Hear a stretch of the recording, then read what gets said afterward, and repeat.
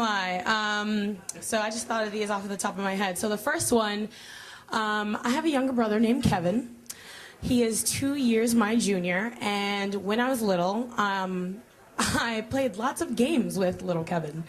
My mother was overly protective because I am Haitian American, and therefore the son is, you know, the golden child, and I was a little bit perturbed by that. So I played a game called Hide Kevin. My mom didn't like this game, but it was fun for me, so I didn't really care.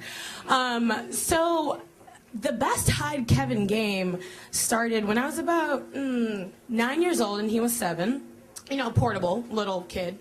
So my mom went out to grocery shop and she's like, Vanessa, please, you know, watch after your brother. Don't do anything this time, please. You know, remember last time when we had to go to the hospital and you had to get the thing? Yes, Mom, I understand, please.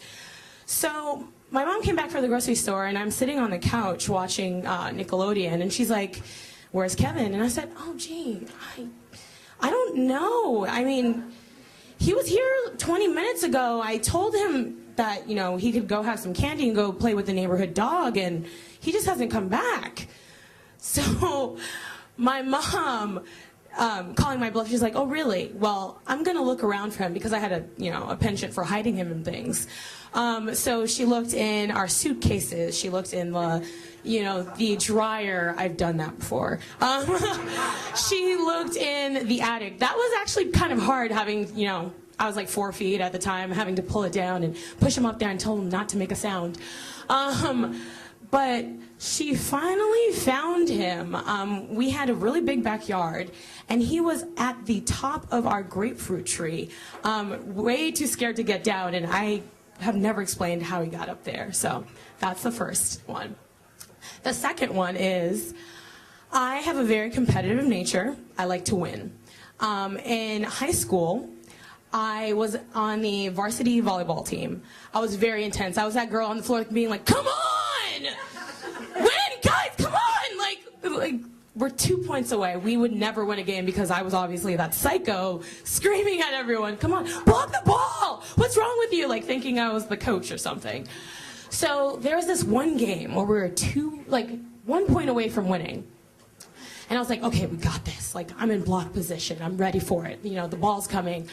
And, the ball comes over, and I block it, and I'm really excited. I'm like, yeah, we won! I, run up the bleachers, I'm screaming. Everyone's like, you still have one more point before you win. And I was like, oh, all right. So I pulled my knee guards back on and hope to God that they wouldn't rally, because that would be really embarrassing if we lost the game. So thankfully the ball came back over and we won. So my bleacher running was warranted.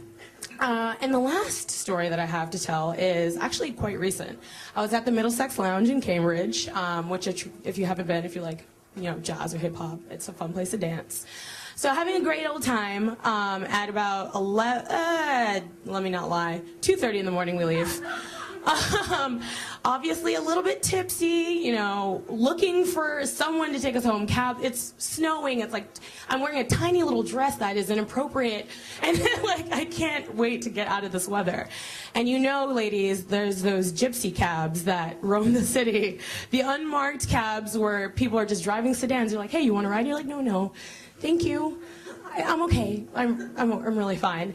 So we're trying to signal cabs. There's no luck, and this woman pulls up in her car, her Lexus, and she's like, "Hey guys, want to come in?" No. No, really. I've just been driving around. I just have to wait for my boyfriend. He's coming off of work in a little bit, and I saw you ladies. I want to be a good Samaritan. Give you a good deed. So after consulting for 2 minutes with my friends drunkenly, come on, no, we can't do this. She could be an axe murderer. It's free. Come on, don't worry. We don't have any money. Come on, get in the cab. So it's not a cab. It's someone's Lexus. But okay, fine. We jump in this car with this woman, and she's driving along being like, well, I was just driving around for a couple of hours, and, I saw you ladies, and it just seemed like a good idea. And we're thinking, okay, axe murder, or I'm looking under the seat for a gun or a knife, something that she's not going to kill us with. And the entire time she's smiling, really crazy, Yeah, it's fine. My boyfriend's almost off work. He's almost there.